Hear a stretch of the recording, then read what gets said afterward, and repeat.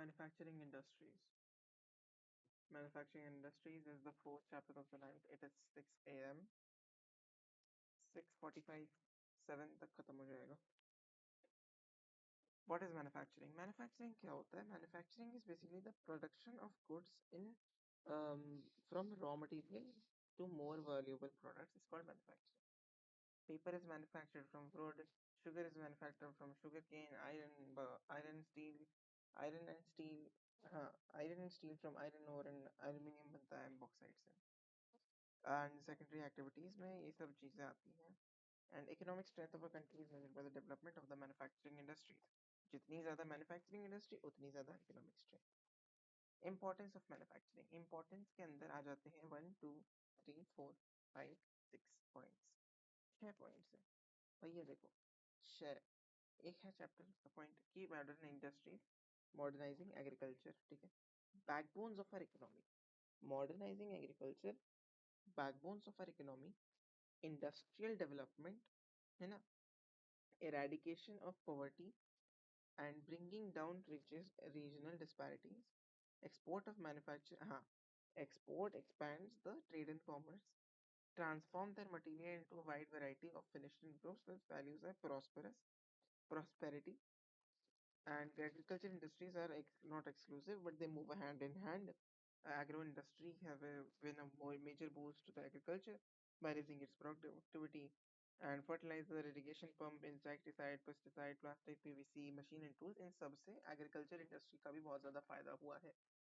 This is because first of all, the agriculture industry is directly related, not if indirectly, but कुछ ना कुछ relation तो रहता है. अगर मैन्युफैक्चरिंग इंडस्ट्री बढ़ेगी, एग्रीकल्चर बढ़ेगी तो रॉ मटेरियल मिलेगा and assistance in the production भी बढ़ेगा. In present day globalisation, our industry needs to be more efficient and cooperative.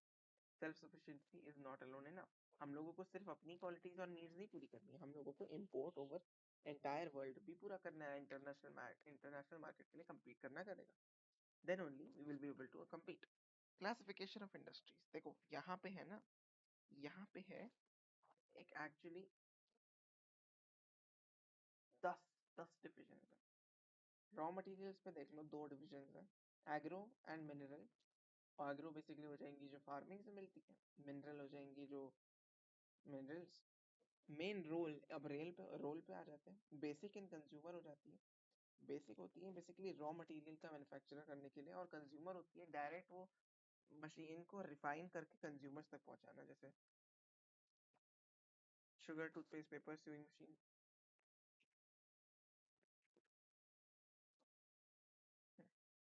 Ownership पे होती है 4 division: public, private, joint and cooperative. And bulk and weight में होती है heavy and light. तो agro, mineral, basic और की और consumer, private, public, cooperative and एक और था joint, and heavy and light. Agro based industries पे चलो पहली बार आते हैं. फर्स्ट है कि एग्रो बेस्ड के अंदर आ जाएंगी तुम्हारी sugar, cotton, jute, silk, woollen, ये सब आ जाएंगी एग्रीकल्चर रॉ मटेरियल्स में. टेक्सटाइल इंडस्ट्री जो है इसका बिग पार्ट है. देखो इसका यूनिक है क्योंकि ये सिग्निफिकेंटली कंट्रीब्यूट करती है industrial production, employment and foreign exchange earning. देखो it is the only industry which is self reliant and complete the value chain from raw materials to the highest volume products. देखो देखा जाए cotton textiles, ancient India में क्या होता था ना, handloom and hand spinning, Gandhi ji का चक्रा, वो सब देखा होगा. लेकिन 18th सेंचुरी जब आई तब पावर लूम्स शुरू हो गए, है ना. पावर लूम्स क्या है, बेसिकली उनका ट्रेडिशनल जो इंडस्ट्रीज है वो सफर की थी, और हम लोग मिल मेड क्लोथिंग से compete नहीं कर पाए थे. इसीलिए अगर इंडस्ट्रियल कॉलोनियल टाइम्स में जाएंगे तो उस टाइम पे इंडस्ट्रियल रेवोल्यूशन, क्योंकि कॉलोनियल गवर्नमेंट को पहले मिला था, तो उसकी वजह से वो आगे थे और हम लोग compete नहीं कर पाए थे 18th सेंचुरी में. बट आजकल क्या है ना, cotton growing belt of Maharashtra and Gujarat, availability of raw cotton, port facilities has contributed towards localization. The industry is closely linked. Cotton ball pluckers engage in ginning, spinning, weaving, dyeing, designing, packaging, tailoring, सब काम उनका ही रहता है. And ये demand है such as chemical and dyes, ये सब. Spinning भले ही इंपॉर्टेंट चलती जा रही है महाराष्ट्र गुजरात में, लेकिन वीविंग, कॉटन, सिल्क सारी पूरे वर्ल्ड में होती है. इंडिया की वर्ल्ड क्लास प्रोडक्शन होती है स्पिनिंग, ये इंपॉर्टेंट है. But weaving supplies low quality of fabric and we cannot use much of the high quality yarn produced in our country. Weaving is done by hand loom, power loom and in the mill. Handspun khadi provides a large-scale employment to the weavers of their homes as a cottage industry. Cottage industry मतलब छोटी industry. तो देखो first textile mill was in 1854 Mumbai. Mumbai 1854 1854 18 मतलब 9 54 मतलब 9 99 18 century 189 1854 में सबसे पहली बार बनी थी. जब 2 वर्ल्ड वॉर्स हुए थे ना ब्रिटिश कॉलोनीज के बीच में, तो डिमांड बढ़ी थी क्लोथ के लिए. तब हम लोगों को कॉटन इंडस्ट्री की डिमांड और बहुत ज़्यादा ग्रोथ भी हुई थी. अगर देखें steps of formation of textile industry, तो होता क्या है ना, सबसे पहले फाइबर प्रोड्यूस होता है क्रॉप से. जैसे कॉटन फाइबर वो सब प्रोड्यूस हुआ. वो जो रॉ फाइबर होता है उसे स्पिन कर दिया जाता है, जो इंडिया में बहुत वर्ल्ड क्लास है. एंड उसे स्पिन करके यार्न में कन्वर्ट कर दिया जाता है. वो यार्न का क्या काम होता है? अब या तो तुम उसे वीविंग और निटिंग करके फैब्रिक बना लो, या तो तुम वीविंग और निटिंग करके एक कपड़ा बना के उसे डाई करके फिनिश करके गारमेंट बना लो, है ना. तो यू कैन ऑल्सो सी कि फाइबर प्रोडक्शन, स्पिनिंग, वीविंग और knitting, and then dyeing and finishing, and then finally to garment production. ये सब होता है स्टेप्स. ये 2 मार्क्स पे आ जाएगा flow chart. Fibre, spinning, weaving, knitting और डाइंग एंड क्या बोलता है finishing of a garment manufacture. नीचे आ जाएगा रॉ फाइबर, और स्पिनिंग में आ जाएगा यार्न, और वीविंग एंड निटिंग में आ जाएगा क्लॉथ, आई थिंक फैब्रिक आ जाएगा, डाइंग फिनिशिंग में गारमेंट. देखो cotton industries. Why did Mahatma Gandhi lay emphasis on spinning yarn and weaving khadi? Why is it important for a country to keep many sector lower than the power women? um handloom, ये सब actually important questions नहीं है, आएंगे नहीं. Jute textiles पे आते हैं. Cotton देखो हम लोगों ने पढ़ लिया कि महाराष्ट्र एंड गुजरात रीजन में कॉन्सेंट्रेटेड है, and raw material contributed to localisation, है ना. क्या है ना एक्चुअली, हाँ, ये इंडस्ट्री का एग्रीकल्चर से बहुत क्लोज रिलेशन है. और ये सारा का सारा जो रॉ मटेरियल है वो फार्मर्स के थ्रू ही मिलता है इस इंडस्ट्री के लिए. और कॉटन बॉल प्रकृति की बात आ जाती है फिर. हाँ, could not compete with the, हाँ ठीक है ठीक है. Gujarat, Tamil Nadu, Maharashtra decentralised to produce traditional silk, zari and embroidery. Traditional design के लिए एक्चुअली डिसेंट्रलाइजेशन की प्रॉब्लम है. हाँ ठीक है.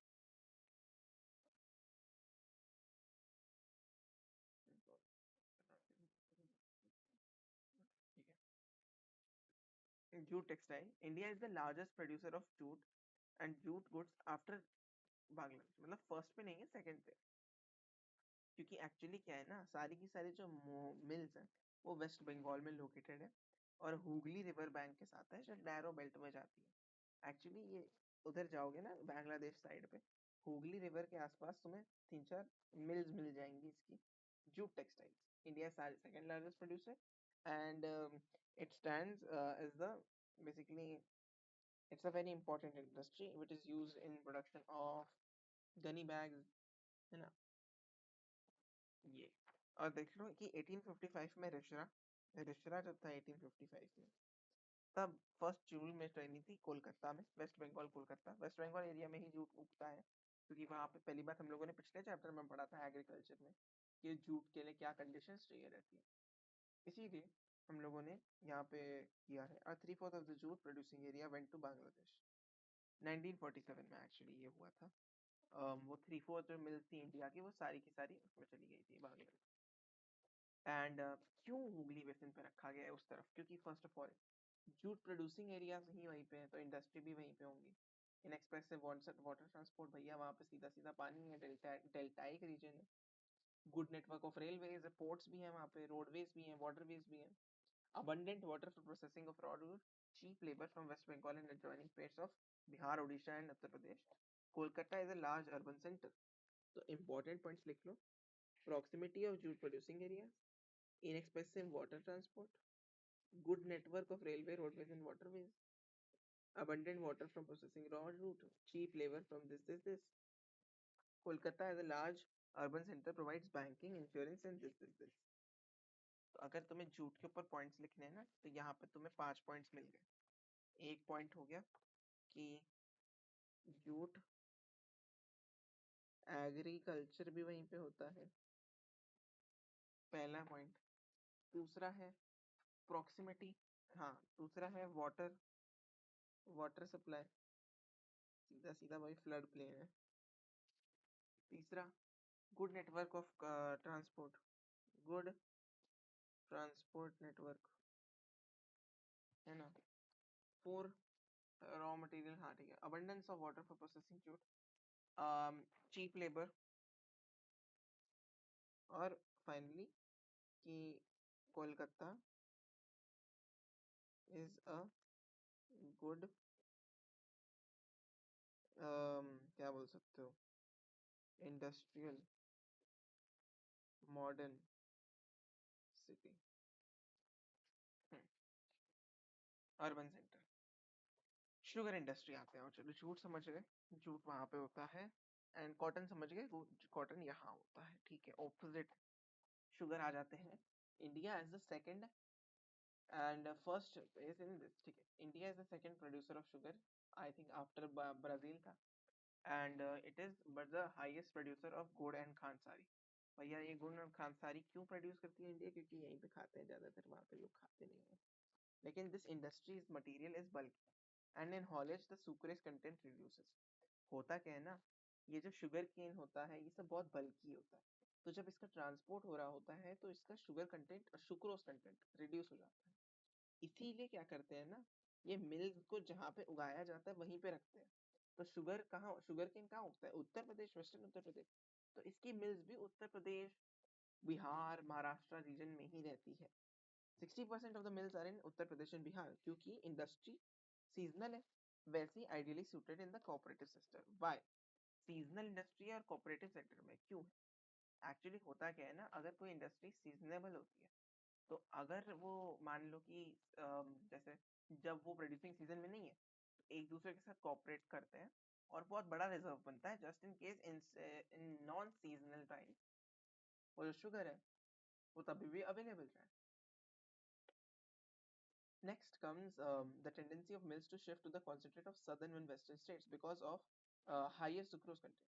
होता क्या है ना, धीरे धीरे महाराष्ट्र में शिफ्ट हो रहा है, क्योंकि वहाँ पे कूलर क्लाइमेट है, कि वहाँ पे higher sucrose content of sugar cane मिलता है। और दूसरा पॉइंट है कि कूलर क्लाइमेट है, जिससे लॉन्गर क्रशिंग सीजन मिल जाता है। Cooperatives are more successful in these states. कौन से states? Maharashtra and southern western states. धीरे धीरे आ रहा है, पहले उत्तर प्रदेश में था लेकिन धीरे धीरे महाराष्ट्र में आ रहा है। अब आ जाते हैं मिनरल बेस्ड इंडस्ट्रीज में। 13 मिनट में आई थिंक पूरी कवर कर दी मैंने।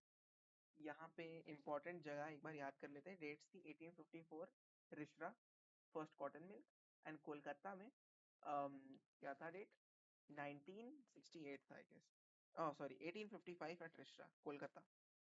सॉरी रिश्रा में ये था, मुंबई में वो था, ठीक है, मुंबई, मुंबई में कॉटन शुरू हुई थी, और रिश्रा कोलकाता में 1855। 55 कैसे याद रखोगे, जैसे उसमें 54 है इसमें 55 है, ऑलमोस्ट 1 ईयर का डिफरेंस है, उसका 54 याद हो गया तो ये 55 हो जाएगा। क्यों है, क्योंकि 3/4 बांग्लादेश में चली गई थी, India is the second largest producer. Iron and steel industry आ गई। देखो होता क्या है ना, यहाँ पे बहुत ज्यादा इम्पोर्टेंस है, क्योंकि iron and steel is the backbone of the, हमने सोचा होगा, industrial of development, and we have known that the industrial development and manufacturing industry is the backbone of economy, that is very important. तो steel is very important, तो steel के uses समझ लेते हैं। Utensils, engineering, construction, defence, medical, telephone, scientific equipment, consumer goods, कितनी सारी चीजें steel की, this is not a very big small thing. And production of consumption of steel is basically index of countries development. जितना steel produce होता है उतना ही develop country मानी जाती है ना। Iron and steel industry, because all raw materials as well as finished goods are entailed heavy transportation costs. Iron ore, coking coal and lime, ये तीन चीजें यूज होती हैं 4:2:1 रेशियो में। ये बहुत इंपॉर्टेंट चीज है भैया, ये देखो ये बहुत ही इंपॉर्टेंट चीज है। होता क्या है, 4:2:1 रेशियो है, 1:4 याद रहेगा, 1:4 1, हाँ, तो 1:4 8 याद आ जाएगा ये सब अच्छे से। Some of the quantities are manganese which is also used to harden the steel, ये 1:2 ठीक है। क्या है, iron, coking coal and L, ICL, IPL होता है, ऐसी ICL है ये, है ना। Iron, coking coal, limestone and some qualities of manganese. थोड़ा थोड़ा मैंगनीज भी डालते हैं, जैसे हम लोगों ने पढ़ा था ना 1 टन में 10 kg यूज होता है, मतलब 1/10 which is also use to harden the steel. देखो मैंगनीज क्यों ऐड करते हैं, जिससे वो थोड़ा हार्ड हो जाए, तो ना स्टील कैसा होता है, सॉफ्ट रहता है। ये finished products need an efficient transport network for the distribution of the market to the consumers। And छोटा नागपुर प्लेटो में सबसे ज्यादा आयरन एंड स्टील इंडस्ट्रीज है, क्यों? क्योंकि वहां पे आयरन ओर भी ज्यादा है, साथ साथ low cost of iron ore, high grade in proximity, cheap labour भी है और ग्रोथ पोटेंशियल भी है। 4 पॉइंट्स आ गए यहाँ पे। छोटा नागपुर प्लेटो में क्यों है ज्यादा आयरन इंडस्ट्रीज? क्योंकि first of all iron ore concentration in proximity, second cheap iron ore, third cheap labour, and fourth more growth and development opportunity potential है। अब process of manufacturing of steel समझ लेते हैं। यहाँ पे एक वो थोड़ा सा स्ट्रक्चर बना हुआ है। तो पहले क्या होता है, रॉ मटेरियल प्लांट में आता है, फर्स्ट स्टेप। सेकंड होता है ब्लास्ट फर्नेस में आयरन और लाइमस्टोन को डाल दिया जाता है। Limestone is a fluxing material which is added, slag is removed and coke is burn to heat the coal. होता क्या है, limestone add as a fluxing material, क्या होता है ना, उसका मेल्टिंग पॉइंट रिड्यूस करने के लिए, उसे फ्लक्स करने के लिए आयरन ओर के साथ लाइमस्टोन डाला जाता है, which is basically very important। And then we move on to pig iron। तो ये होता क्या है ना, ये जब बर्न हो जाता है iron ore with limestone, the slag is removed। slag क्या होता है, waste basically। slag is burnt coal, coke is burnt to heat the coal। ठीक है, कोक नीचे बर्न हो रहा होता है, ब्लास्ट फर्नेस, ऊपर आयरन डाला है ना, चम्मच भर के आयरन, लाइमस्टोन डाला, गरम किया, स्लैग निकाल लिया, जो स्लैग कचड़ा निकलता है ना, वो निकाल लिया अंदर से, और कोक से जल गया। अब जो अंदर जो बचा हुआ है उसे मैंने मोल्ड में डाल दिया, उसको हम बोलेंगे सुअर आयरन, पिग आयरन। ये होता क्या है ना, ये वीक होता है, बहुत वीक होता है। Pig iron is very weak, मतलब एक थप्पड़ मारोगे टूट जाएगा वो। तो अब क्या करते हैं ना इसको, अब हम लोग स्टील में कैसे कन्वर्ट करते हैं पिग आयरन को? पिग आयरन को प्योरीफाई किया जाता है, ये थोड़ा इम्प्योर होता है। इसे क्या करते हैं, ऑक्सीडाइज करा जाता है और इसके अंदर मनीकर डाला जाता है, मनीकर, निकर, निकर डाल दिया जाता है। निकर, निकर बोल सकते हो, या माइनिगर, माइनिगर, ठीक है, पेग इज माइनिगर, ओके। तो मैंगनीज, निकल, क्रोमियम, ये तीन चीजें ये ऐड होती हैं, MnNiCr, है ना। ये एक्चुअली पेग मोल्ड में अंदर डाल दिया जाता है और फिर उसके बाद इसको कास्ट कर दिया जाता है। तो यहाँ पे क्या होता है ना, ऑक्सीडाइजिंग जब होती है तो प्योरीफाई हो जाता है प्योर पिग आयरन, जो थोड़ा इम्प्योर होता है आफ्टर दिस लाइमस्टोन फ्लक्सिंग। और फिर उसके बाद वो प्योरीफाई होके, ऑक्सीडाइज होके, फाइनली उसको रोल करके, प्रेस करके, कास्ट करके फोल्ड कर दिया जाता है और वो बन जाता है स्टील। स्टेप्स क्या हुए, रॉ मटेरियल आया, रॉ मटेरियल आया आयरन, उसके साथ वो डाला हम लोगों ने limestone as a fluxing material, जिससे टेम्परेचर ज्यादा बढ़े, कोक से जलाया, कचरा जो निकला स्लैग उसे हटा कर दिया, फिर उसके बाद उसे पोर कर दिया, पिग आयरन बन गया। पिग आयरन एम्प्योर होता है तो उसे और स्ट्रॉन्ग करने के लिए फिर लिया पिग आयरन को, गर्म किया, ऑक्सीडाइज किया, और ऑक्सीडाइज करने पे उसकी इम्प्योरिटीज निकाली। उसके अंदर क्या डाला, माइनेगर, MnNiCr, माइनेगर। फिर ये सब हो गया। छोटा नागपुर प्लेटो रीजन में होती है इंडस्ट्रीज, क्यों? पहला, maximum concentration of iron in steel plants, तो low cost of iron, proximity of high grade iron ores, third is cheap labor, and fourth is growth potential। Aluminium smelting, अब आ जाते हैं एल्यूमिनियम, क्योंकि aluminium is very important because it is very light weight and it is used as a good conductor, heat variable and very strong. Aircrafts बनते हैं, utensils बनते हैं, wires बनते हैं। सबसे इंपॉर्टेंट है क्योंकि it's used as a substitute for steel, copper in number of industries. Aluminium smelting is second most important, देखो जैसे iron is the most important and steel is the most important, um, aluminium is second most important। aluminium का corrosion से resistance actually सबसे ज्यादा desirable trait है। ये कहाँ पाया जाता है, ये तुम देख लो, तुम कोस्टल एरियाज में ढूंढोगे आयरन को, अगर देखोगे उड़ीसा, वेस्ट बंगाल, केरला, है ना, ये तीन जगह पे मिल जाएगा। कभी कभी तुम लोगों को मिल जाएगा ये महाराष्ट्र, कर्नाटका, महाराष्ट्र, उत्तर प्रदेश में भी मिल जाएगा, लेकिन वो रेयर है। महाराष्ट्र में भी मिलेगा, कोस्टल रीजन है, तो तमिलनाडु पे भी मिलता है।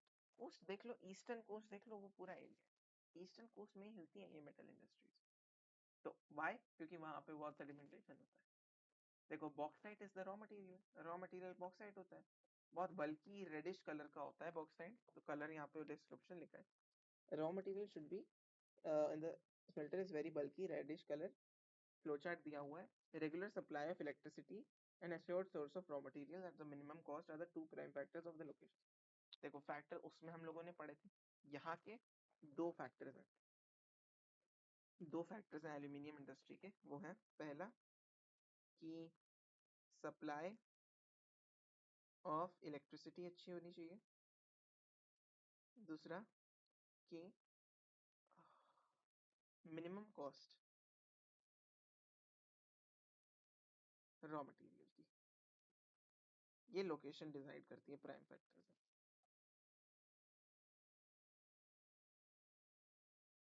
अब देखते हैं कैसे बनता है ये। क्या होता है, 4 से 6 टन बॉक्साइट लिया जाता है। यहाँ पे भी 4:2:1 रेशियो लगेगी, एक बार ध्यान से देखना। 4 टन बॉक्साइट लेते हैं, है ना। 4 टन बॉक्साइट को जब तोड़ते हैं तो बनती है 2 टन ऑफ एल्यूमिना। एल्यूमिना क्या होती है, Al2O3 एल्यूमिनियम ऑक्साइड। एंड जब वो और ज्यादा रिफाइन होती है तो 1 टन ऑफ एल्यूमिनियम निकलता है। तो 4:6 से 1 मिलता है बस। देखते हैं कैसे करते हैं। बॉक्साइट का जो रॉ मटेरियल होता है वो आता है क्वारी से। क्वारी क्या होता है, बेसिकली ओपन पिट माइनिंग कह सकते हो तुम एक तरह की।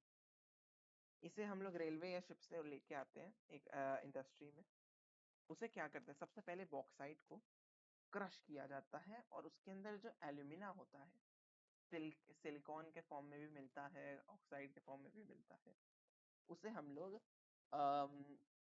बेसिकली क्या करते हैं, उसे निकाल लेते हैं डिसॉल्व करके। क्योंकि वो एक एक स्पेशल रिएजेंट यूज किया जाता है, यहाँ पे लिखा नहीं है बट मैं भी बताऊंगा भी नहीं। And basically it is crush and alumina is dissolved out, उसके अंदर से निकाल लिया जाता है। यहाँ पे 3 स्टेप्स यूज हो जाते हैं। होता क्या है ना, calcinated petroleum coke from a refinery and pitch from a colliery. Aluminium refinery में क्या होता है, there is pitch from a colliery. Colliery क्या होती है, कैल्सिनेटेड पेट्रोलियम कोक सुन लो चलो। कैल्सिनेटेड पेट्रोलियम कोक बेसिकली होता क्या है, कैल्सिनेशन हम लोगों ने पढ़ा होगा, heating without oxygen is called calcination, and heating without oxygen in the absence of oxygen. तो um, हाँ, पेट्रोलियम को फ्रॉम अ रिफाइनरी को उठाया जाता है। और पिच, पिच क्या होती है, pitch is basically a huge container in which the refined the alumina is collected.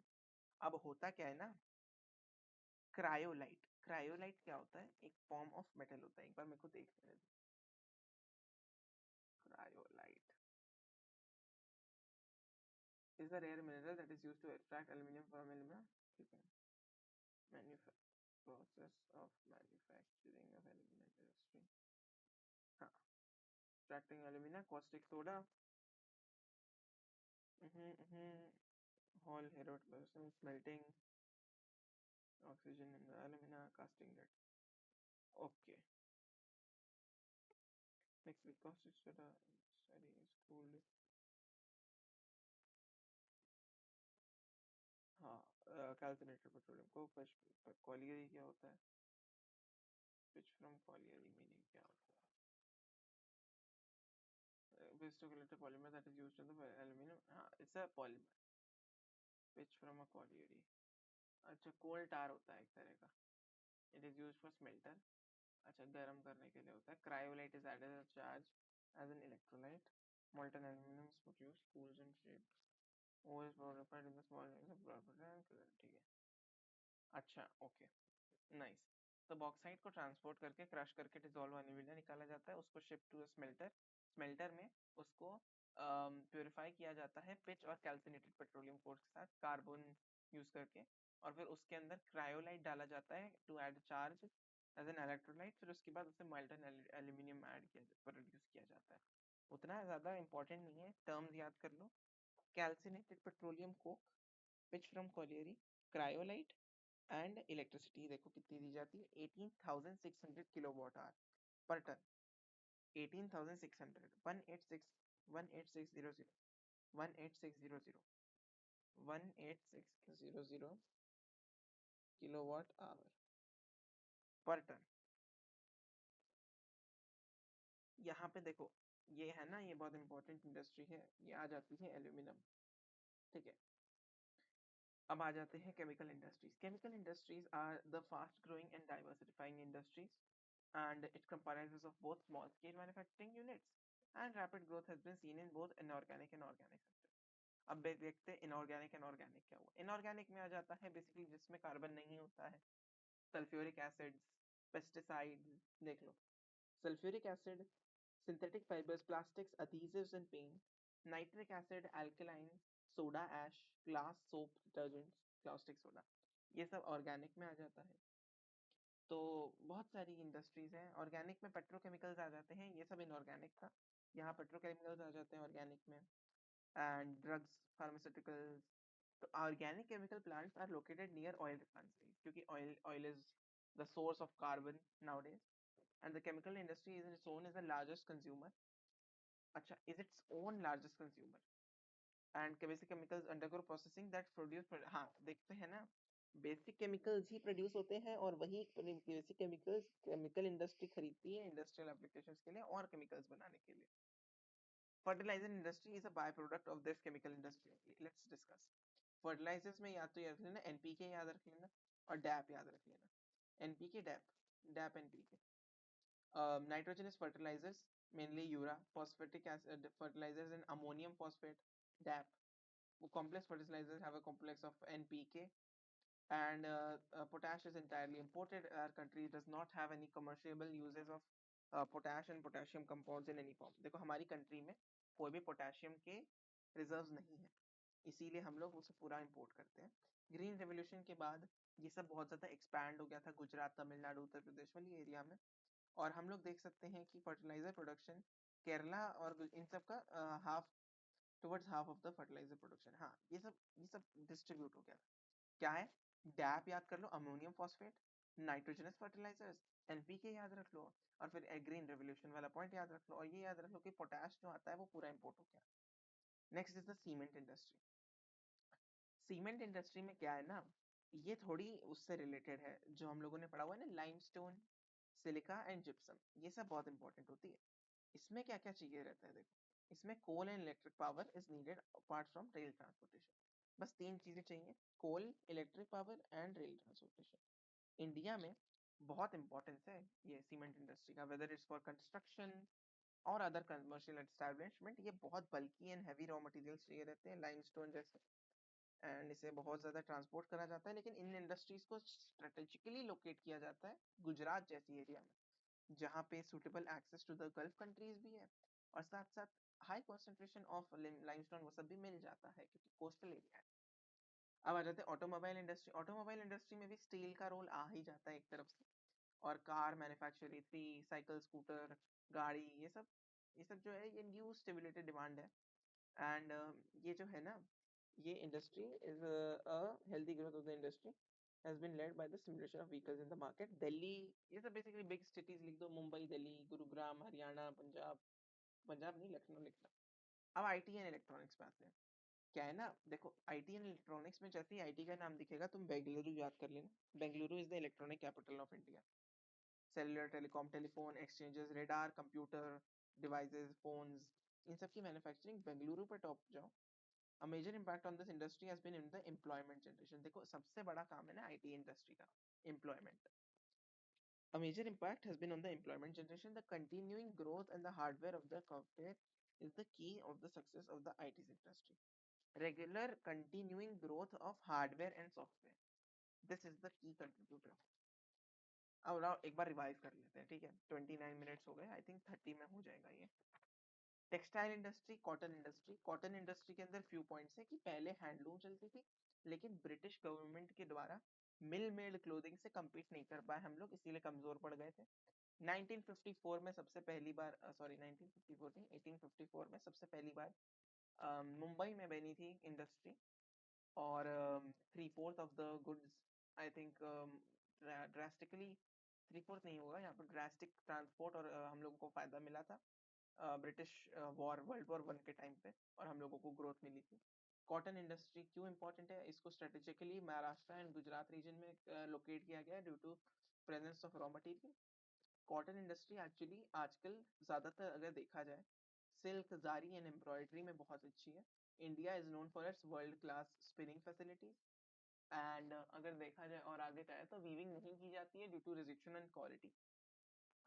Weaving is run by handloom powerloom. Handspun khadi provides a large scale employment to the cottage textile industries. इसके जो flow chart है वो याद कर लो. Fibre production, उससे जाके spinning हुई, spinning से जाके वीविंग हुई, वीविंग और निटिंग, और फिर उससे और जाके जाओगे तो एक मिल जाएगा तुम्हें. um, क्या है उसका नाम, एक शायद मस्त था, गारमेंट प्रोडक्शन नहीं था, उसको लास्ट में रखते हैं. यहाँ पे देता है रिफाइनिंग था, और एक और ऊपर था उसके, रिफाइनिंग एंड एक और पॉइंट था डाइंग. हाँ, कलरिंग डाइंग. इससे रॉ फाइबर यार्न फैब्रिक को नीचे वाली चीज तो लिख ही लेंगे.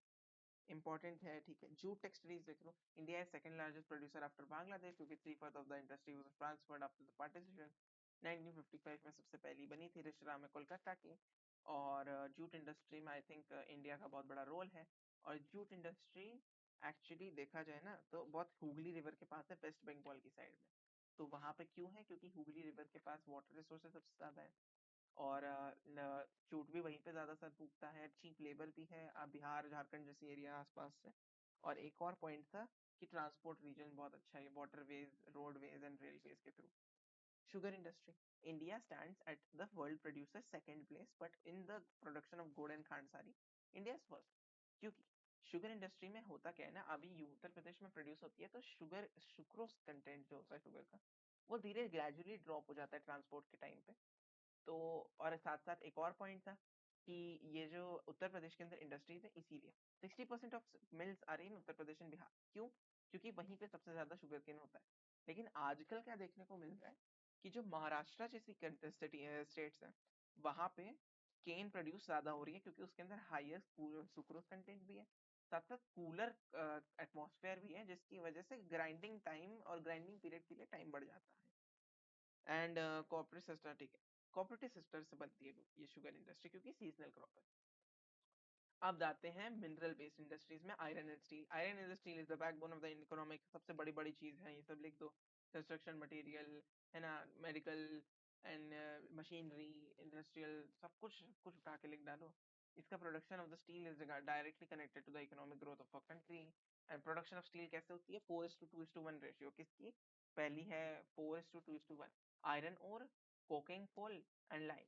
होता क्या है, तुम पहले आयरन ओर का रॉ मटेरियल ऐड करते हो, आयरन ओर रहते हो, उसके अंदर जाते हो लाइमस्टोन, उसे गर्म करते हो कोक से. फिर उसके बाद जो बनता है पिग आयरन, तुम बोर्ड करते हो, पिग आयरन को लेते हो, पिग आयरन को ऑक्सीडाइज करते हो और उसे प्योरीफाई करते हो. उसमें क्या डालते हो? माइनेगर, MnNiCr. और फिर उसके बाद उसे रोल करके फोर्ज करके जो करना है कर लो. इसकी ज्यादातर इंडस्ट्रीज कहाँ लोकेटेड होती है? छोटा नागपुर प्लेटू. छोटा नागपुर प्लेटू में क्यों होती है? क्योंकि छोटा नागपुर प्लेटू में high density of the ore है, पहली पॉइंट. दूसरी पॉइंट है चीप लेबर है. तीसरा point, there is a high scope for development and potential. At aluminium smelting पे आ जाते हैं. Aluminium smelting the second most important industry, क्योंकि aluminium is seen as an alternative to copper, lead, iron, steel. इन सबका alternative देखा जाता है, and it is a very light weight metal. Aluminium is used in utensils, aircraft, and machinery. And aluminium is known for its high conductivity and malleability. अगर देखा जाए तो aluminium industries अगर देखी जाए तो लोकेटेड होती है एल्यूमिनियम गुजरात में होती है आई थिंक, राइट? अच्छा नहीं, नहीं.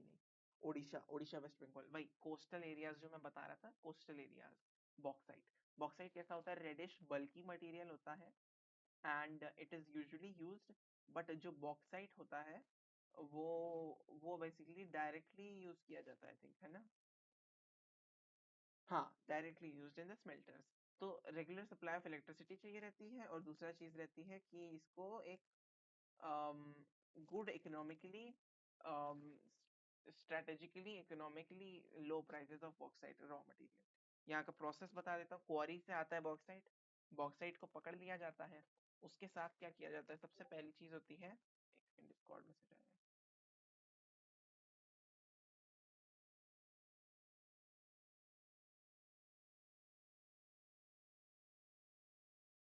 The woman said that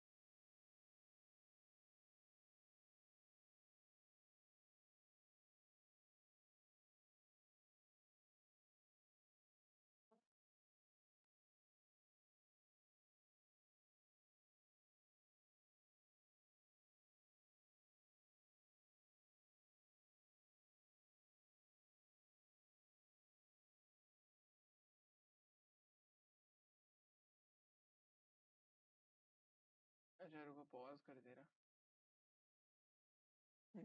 Anyways, now coming on to the cement industry completed. Yeah. Now coming to chemical industry. Chemical industry is a fast-growing industry that देखा इससे सही से नहीं पढ़ा इसलिए आ रही है problem. Fast-growing industry and diversified. It comprises both large and small-scale manufacturing units, and rapid growth has been recorded in both inorganic and organic sectors. Inorganic में क्या आता है? Inorganic में आता है sulfuric acid, synthetic fiber plastic, adhesive paints, nitric acid, alkaline, soda ash, glass soap detergent. Soap detergent glass याद रख लो, I think enough है. Even though carbon compounds होते हैं वो, लेकिन organic में नहीं आएगा. Now coming on to the next part. अब organic chemistry में आ जाएगा petrochemicals, plastics, dyestuffs, drug and pharmaceuticals. Very dumb कि उन दोनों ने दोनों में plastics रखा है. और ये जो petrochemical plants हैं उनके आसपास ही oil refineries होती हैं. और ये केमिकल इंडस्ट्री खुद की लार्जेस्ट कंज्यूमर है. ये बहुत इंपॉर्टेंट पॉइंट है, खुद की लार्जेस्ट कंज्यूमर है, क्योंकि जो केमिकल इंडस्ट्री है उसमें क्या होता है कि बेसिक केमिकल्स जो होते हैं वो और प्रोसेसिंग करते हैं एक दूसरे से खरीद के, और बड़े केमिकल्स बनाते हैं. That is the main feature. Next, fertilizer industry. Fertilizer industry is centred around the production of nitrogenous fertilizers. क्या होता है यहाँ पे? फॉस्फोरिक एसिड वाले फर्टिलाइजर्स देख लो, योर डैप, एनपीके, एंड ये लिख सकते हो कि ग्रीन रेवोल्यूशन वाला पॉइंट. इंडिया में पोटैश कहीं नहीं बनता है तो वो पूरा इंपोर्ट होके आता है. साथ साथ फर्टिलाइजर्स कहाँ कहाँ ज़्यादा पाए जाते हैं? Uttar Pradesh, Punjab, Haryana and Tamil Nadu green revolution की वजह से पहुंच पाए हैं, और वहीं पे ज़्यादातर प्रोडक्शन भी होता है इनका. अब सीमेंट इंडस्ट्री पे आते हैं. सीमेंट इंडस्ट्री के construction of building, houses, industries, homes, everything. Cement industries में क्या आता है? जिप्सम आ जाता है, कैल्शियम कार्बोनेट, सिलिका आ जाता है, एंड पीओपी आ सकती है, वैसे लिख सकते हो. लाइमस्टोन, कैल्शियम कार्बोनेट लाइमस्टोन है. Coal and electricity are needed from rail transportation. ये बहुत ज्यादा बल्कि इंडस्ट्री होती है, गुजरात में लोकेटेड होती है. एक काम कर रहा है मैं, पता है, एक सबका एक वो स्टेट लिख दे रहा है. जैसे केमिकल इंडस्ट्रीज के अंदर तो स्टेट लिखा नहीं है, बस इसके अंदर लिखना है ऑयल रिफाइनरीज के पास होती है. ठीक है. एल्यूमिनियम का हो जाता है ओडिशा, वेस्ट बंगाल, कोस्ट. तो एल्यूमिनियम के अंदर लिख दो कोस्ट. जूट इंडस्ट्रीज के अंदर, सॉरी, स्टील इंडस्ट्रीज के अंदर आ जाएगा कि ये हो जाती है हम लोगों के वेस्ट बंगाल एरिया में स्टील इंडस्ट्री, है ना. छोटा नागपुर प्लेटो, सॉरी, या छोटा नागपुर. क्यों होती है वो भी रीजन समझ ही गए हैं. शुगर इंडस्ट्री कहाँ पे होती है? यूजुअली उत्तर प्रदेश में होती है, लेकिन अब शिफ्ट हो रही है महाराष्ट्र में. अब आ जाते हैं हम लोग जूट में. जूट एक्चुअली आ जाती है वेस्ट बंगाल एंड कोलकाता, लेकिन कर्नाटका में भी देखने को मिलता है. कॉटन इंडस्ट्री हम लोगों को रिलीजियसली गुजरात एंड महाराष्ट्र में मिलेगी, तमिलनाडु में भी मिल जाती है. बस आई गेस इतना ही है. नेक्स्ट आ जाते हैं हम लोग, केमिकल इंडस्ट्रीज हो गई. फर्टिलाइजर इंडस्ट्रीज यूपी में देख लो, बिहार में देख लो, है ना. और वो 60% वाला रूल भी शुगर में लिख लो, 60% B H UP. Cement industry तुम्हें देखने मिलेगी कि जीजे में, है ना. और फिर next automobile industry. Automobile industry तुम्हें दिल्ली, मुंबई, गुड़गांव और लखनऊ, इन सब डेवलप्ड सिटीज में मिलेगी. हैदराबाद भी आ जाएगा, Jamshedpur. Next is information technology, Bengaluru, है ना, Noida. These are the employment generation and emerged out as a new rapid globalization की वजह से. और ये सब लिख सकते हो. मेजर इम्पैक्ट हो गया industrial population and environmental degradation. ये लास्ट पार्ट आ जाता है चैप्टर का. एयर पोल्यूशन क्या होता है, वाटर पोल्यूशन क्या होता है, नॉइज पोल्यूशन क्या होता है, थर्मल पोल्यूशन बचपन से पढ़ते आ रहे हो, खुद से बना लेना. बट एयर पोल्यूशन में कुछ टर्म्स आ जाएंगी. Sulphur dioxide and carbon monoxide, first point. Second point is smoke is emitted by the chemicals and paper factories, brick kilns, refineries, smelting plants, burning of fossil fuels, that ignore forest jobs, ठीक है। अब यहाँ पे एक important example दिया गया है Bhopal gas strategy का। आई थिंक एक मूवी बनी थी बहुत अच्छी भोपाल गैस स्ट्रेटजी के ऊपर, एंड जिसकी वजह से प्लांट लाइफ और एनिमल लाइफ सब पे फर्क पड़ा था। तो देखो, इम्पोर्टेंट है sulphur dioxide, carbon monoxide, and दूसरी अगर हम लोग एग्जांपल्स देखें तो हम लोगों को एग्जांपल्स मिलेंगे smoke emitted from brick kilns, smelting refineries and industries, toxic gas leaks like Bhopal gas tragedy, air pollution का है, indesirable gas high proportion, water pollution is caused by inorganic and organic effluents in water present which make it undesirable and unsuitable for drinking. Like main culprits क्या है इसके, है ना? Paper pulp, chemical, textile, dyeing, petroleum, tannery and electroplating, है ना? यहाँ पे basically तुम देख लो कि पीपी से स्टार्ट होती है, पीपीसी। पीपीसी याद कर लो, पेपर पल्प, केमिकल्स, केमिकल्स देख लो, पेट्रोलियम रख लो, PP PPP. Fly ash, phosphogypsum and iron and steel slags are major solid waste. Phosphogypsum and iron and steel slags, जो स्लैग आयरन जो बनाने में छूटता है वो वाटर इंडस्ट्रीज में काफी ज्यादा बड़ा एफ्लुएंट है जो डिस्चार्ज कर दिया जाता है, जिसकी वजह से मर्क्यूरी, पेस्टिसाइड्स, फर्टिलाइजर्स, हाँ ये भी बहुत बड़ा प्रॉब्लम होते हैं।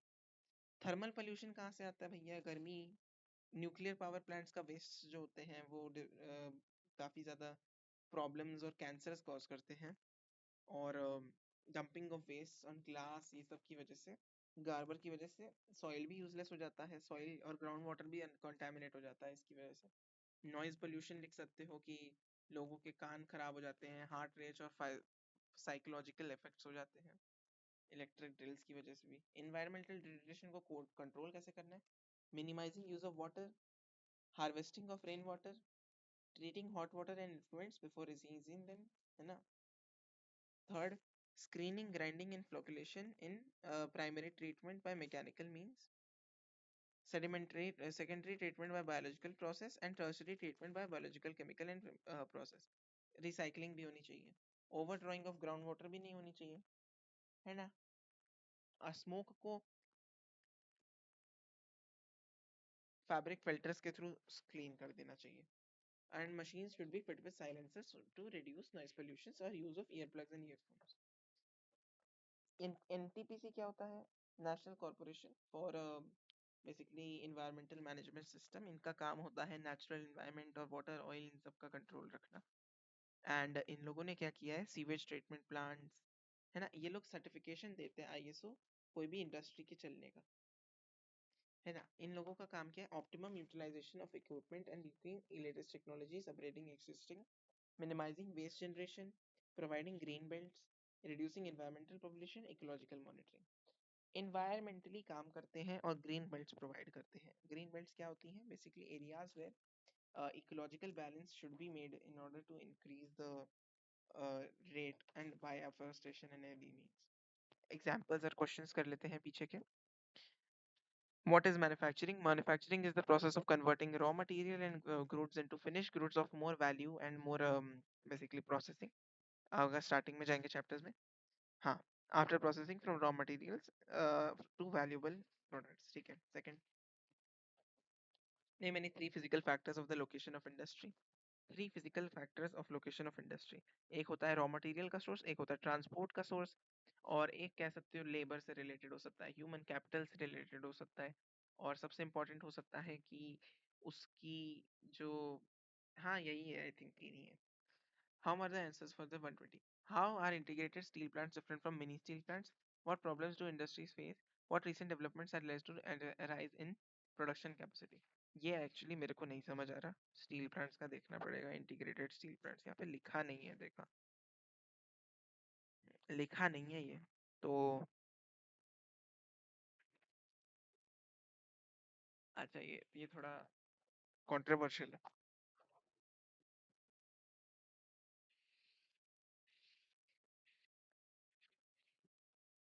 How do industries pollute the environment? I think four methods बता दिए, air water land, air water land thermal and air water thermal and noise. तो एयर क्या था? Carbon monoxide and sulphur dioxide. नीचे जाओगे तो स्मोक। और अगर वाटर में देखोगे तो वाटर के अंदर इंडस्ट्रियल एफ्लुएंट्स, जिसके अंदर फर्टिलाइजर्स आ जाते हैं, केमिकल्स आ जाते हैं, PP, petroleum, paper pulp, chemicals, बहुत सारी चीजें वाटर में। थर्मल में क्या आ जाएंगी, न्यूक्लियर वेस्ट देख सकते हो। और हाँ, वाटर के अंदर एक था solid waste sir, basically slag देख सकते हो, इंडस्ट्रियल स्लैग। और की काइमोजिप्सम क्या था, phosphogypsum. Discuss the steps to be minimizing environmental degradation by the industries. We can basically renewable, recyclable, and sustainable use, water reduces, overuse of groundwater avoid हो जाना चाहिए, cleaning and treatment of water before releasing into the plants, है ना। एक smoke filter लग जाना चाहिए, fabric filter या कोई तरह का फिल्टर लगना चाहिए। एंड साइलेंसर्स लगने चाहिए एनर्जी एफिशिएंसी के लिए।